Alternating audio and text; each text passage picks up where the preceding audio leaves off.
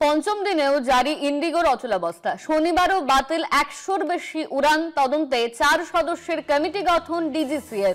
প্রয়োজনীয় পদক্ষেপের বার্তা, জরুরি পদক্ষেপ নেওয়া হবে মন্তব্য অসামরিক বিমান পরিবহন মন্ত্রীর।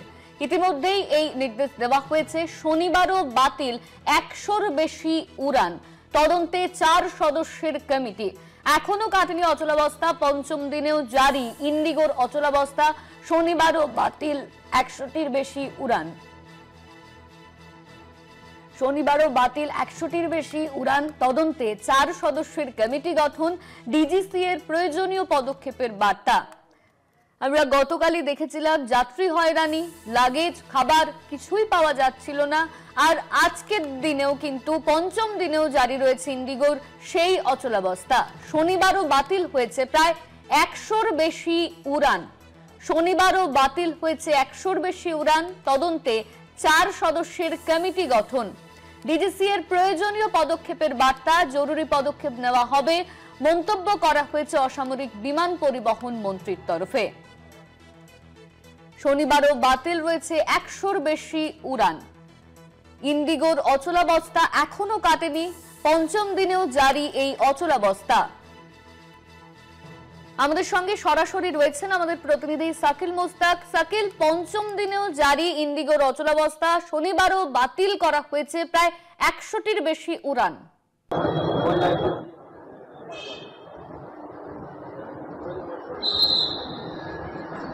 দেখো, আজকে নিয়ে কিন্তু পঞ্চম দিন এবং গত 4 দিনে কিন্তু প্রায় 4000-এরও বেশি কিন্তু বিমান ইন্ডিগোর বিমান কিন্তু বাতিল হয়েছে এবং একাধিক বিমান কিন্তু দেরিতে ওঠানামা করেছে, এমনটা কিন্তু বিমানবন্দর সূত্রে জানা যাচ্ছে। এবং বিমান যাত্রীদের যেটি অভিযোগ যে কলকাতা বিমানবন্দর থেকে বেশ কিছু ফ্লাইট কিন্তু ইতিমধ্যে কিন্তু সকাল থেকে বাতিল হয়েছে, এমনটা কিন্তু যাত্রীরা জানাচ্ছেন। যাত্রীরা ক্ষোভ প্রকাশ করছেন এবং এই নিয়ে কিন্তু একটা ক্ষোভ তৈরি হয়েছে, অস্বস্তিকর পরিবেশ তৈরি হয়েছে সারা দেশ জুড়ে। মূলত গত 4 দিনে প্রায় 4000-এরও বেশি যে ফ্লাইট বাতিল হয়েছে এবং সারা দেশ জুড়ে যে যাত্রীদের দীর্ঘ লাইন বিমানবন্দরে এবং যে অস্বস্তিকর পরিবেশ, তারা কিন্তু স্পষ্টভাবে কিন্তু যাত্রীরা ক্ষোভ প্রকাশ করছেন।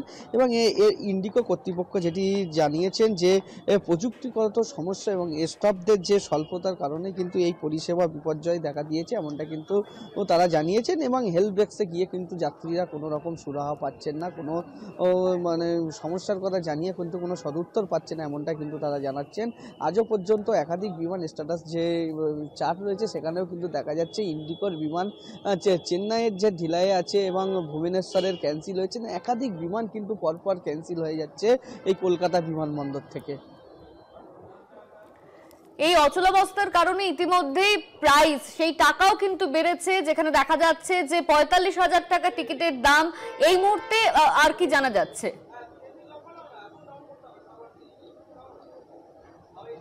দেখো, এক যাত্রীর সঙ্গে আমরা কথা বলছিলাম, তারা কিন্তু জানিয়েছে তাদের ব্যাঙ্গালোরে যাওয়ার কথা ছিল এবং সেক্ষেত্রে তাদের যে ফ্লাইট ক্যান্সেল হয়েছে গতকাল, এবং তারা আজকে কিন্তু এই হেল্প ডেস্কে তারা জানতে এসেছেন যে তারা যে টিকিটের যে মূল্য, সেই মূল্য তারা কখন ফেরত পাবে। তারা কিন্তু স্পষ্টভাবে কিন্তু বিমানবন্দর কর্তৃপক্ষ, ইন্ডিগোর যে কর্তৃপক্ষ, তারা কিন্তু স্পষ্টভাবে কিছু জানাতে পারেনি। তবে তারা যে আশ্বাস দিয়েছেন যে 4 থেকে 5 দিনের মধ্যে তাদের সেই যে বাতিল যে হয়েছে যে ফ্লাইট, সেই ফ্লাইটের যে মূল্য, টিকিটের দাম, সেটা কিন্তু তারা ফেরত পাবেন। এবং যে ইন্ডিগোর তরফ থেকে একটি বার্তা দেওয়া হয়েছে যে 4 থেকে 5 দিনের মধ্যে কিন্তু এই সমস্যার সমাধান হবে, এমনটাই কিন্তু জানিয়েছেন। এবং কেন্দ্রীয় বিমানমন্ত্রী তিনিও জানিয়েছেন যে এই যে ঘটনা, যে বিমান পরিষেবা ব্যাহত, এই গোটা ঘটনা নিয়ে কিন্তু একটা তদন্ত কমিটি গড়া হয়েছে এবং তদন্ত কমিটি করে পুরো বিষয়টা কিন্তু তদন্ত করে দেখা হবে, এমনটাই কিন্তু তিনি জানিয়েছেন। ধন্যবাদ তোমায় সাকিল। আমাদের সঙ্গে ফোন লাইনে ছিলেন সরাসরি আমাদের প্রতিনিধি সাকিল মুস্তাক। পঞ্চম দিনেও জারি রয়েছে ইন্ডিগোর অচলাবস্থা। শনিবারও 100-র বেশি উড়ানকে কিন্তু বাতিল করা হয়েছে।